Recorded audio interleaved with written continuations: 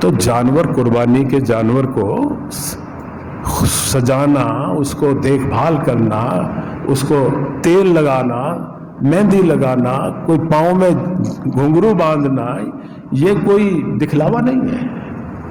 یہ تو دین کے ساتھ، شاعر اسلام کے ساتھ آپ کے جذبے کا اظہار ہے. اس میں بھی ثواب ملے گا، اس میں بھی اجر ملے گا. اسی لیے تو حکم ہے کہ اس جانور کے ساتھ جو چیز لگ گئی ہے قربانی کے بعد بھی، ذبح کے بعد بھی، آپ اس کو فروخت نہیں کر سکتے.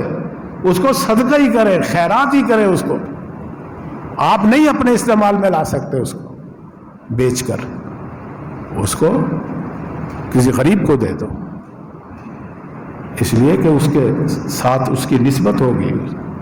زنجیر ہے، پٹا ہے گلے میں، کوئی چیز، رسی ہے، جو بھی ہے. تو بہرحال ایک تو اس جذبے سے آپ قربانی کریں. ہاں کسی کی مجبوری ہے، کوئی انتظام نہیں ہے گھر کے اندر، کوئی اس کی دیکھ بھال نہیں کر سکتا، آپ کی مصروفیت زیادہ ہے، تو چلو پھر بھی قربانی سے محروم نہ رہو. تم 1-2 دن پہلے ہی خرید کے قربانی ضرور کرو.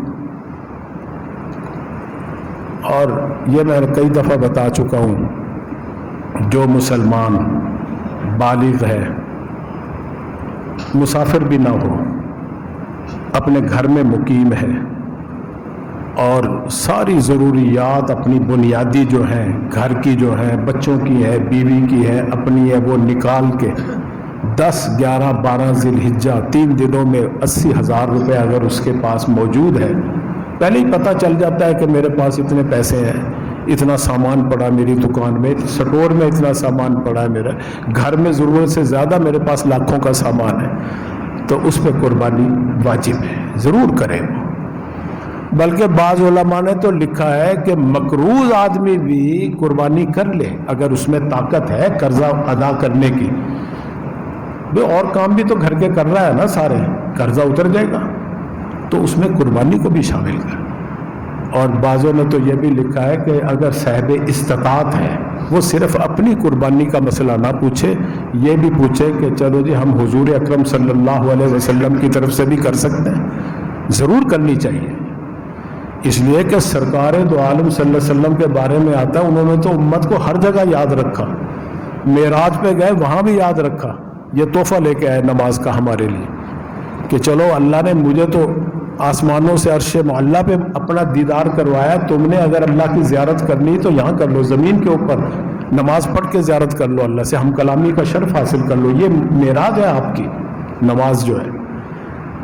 اسی طرح اللہ کے نبی نے اگر اپنے لیے ثواب حاصل کیا، اپنے اللہ کے محبوب کی ادا کو زندہ کرنے کے لیے، کیونکہ صحابہ نے پوچھا کہ ما هذه الاضاحی یا رسول اللہ، یہ جو جانور ذبح کرتے ہیں ان کی کیا حقیقت ہے؟ تو آپ نے فرمایا سنت ابیکم ابراہیم علیہ السلام، یہ تمہارے باپ، نسبی باپ، روحانی باپ ابراہیم علیہ السلام کی ادا ہے، ان کی سنت ہے، ان کا طریقہ ہے، اللہ کا حکم ہے ہمارے لیے کہ اس کو زندہ کرو. تو آپ صلی اللہ علیہ وسلم نے ایک دفعہ 2 دمبے ذبح کیے قربانی کے موقع، 2 دمبے ذبح کی، ایک اپنی طرف سے قربانی کی، اور فرمایا کہ یہ دوسرا دمبا ہر میرے اس امتی کی طرف سے ہے جو میرے پہ ایمان لایا اور میری نبوت اور رسالت کا شہادت دی، گواہی دی، یعنی ثواب میں شامل کیا. یہ نہیں کہ ہماری اور آپ کی طرف سے قربانی ادا ہوگی، نہیں، قربانی اللہ کے نبی کی طرف سے ہی ادا ہوئی، لیکن اس کا ثواب میں شامل کر لیا ہمیں اور آپ کو. تو بھی ہمیں بھی چاہیے کہ ہم بھی اللہ کے نبی کو یاد رکھیں قربانی میں. تو جو مالدار ہے، صاحب استطاعت ہے، وہ صرف ایک پہ کفایت نہ کریں، اپنی طرف تو ضرور کریں، لیکن باقی قربانیاں واجب تو نہیں ہیں کہ اپنے والدین کی طرف سے، اپنے نبی کی طرف سے ضرور کریں. بعض لوگ مسئلہ پوچھتے ہیں کہ جی پہلے مرحومین جو فوت ہو گئے ان کی طرف سے میں کروں یا پہلے اپنی طرف سے؟ دیکھو جو فوت ہو گئے وہ تو مکلف ہی نہیں ہے، ان پہ تو قربانی اب ہے نہیں. ان کی زندگی میں اگر وہ صاحب استطاعت تھے، ٹھیک ہے، انہوں نے کی یا نہیں کی یہ مسئلہ ان کے ساتھ. لیکن آپ اگر صاحب استطاعت ہیں تو پہلے اپنی قربانی کریں، کیوں؟ آپ پر واجب ہے. پھر اگر گنجائش ہے تو والدین کی طرف سے بھی کر لیں، بچوں کی طرف سے بھی کر سکتے ہیں آپ قربانی اپنی، صدقہ خیرات ہی ہے، قربانی کے جانور میں عقیقہ بھی کر سکتے ہیں اپنے بچوں کا، آپ کر سکتے ہیں، بالکل جائز ہے۔